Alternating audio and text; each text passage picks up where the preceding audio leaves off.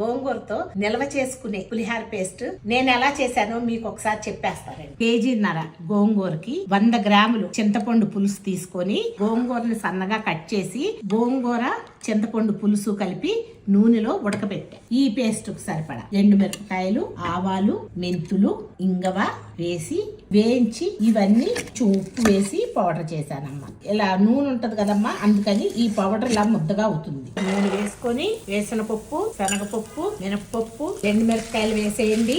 కరివేపాకు, పచ్చిమిరపకాయలు కూడా వేసేయండి. వేసి వేగిన తర్వాత గోంగూర పేస్ట్ వేసేయండి. పసుపు వేసి ఉప్పు వేసి మనం నూరు పెట్టుకున్న ఎండుమిర్చి, ఆవాలు, మెంతులు, రియాల పౌడర్ కూడా వేసాం. దాన్ని కలిపేసి ఉప్పు టేస్ట్ చూసుకోండి. కొన్ని ఫ్రిడ్జ్ లో పెట్టుకుంటే 1 ఇయర్ వరకు నిల్వ ఉంటుంది. కలిపే విధానం చూపిస్తున్నాను, చూసేయండి అమ్మా. అన్నం తీసుకోండి. మీకు నూనె వేస్తే బిరుసు అవుతుంది. పేస్ట్ వేసుకోండి, ఈజీగా కలిపేసుకోవచ్చు కదా. నచ్చితే ఎవరికైనా షేర్ చేయండి అమ్మా.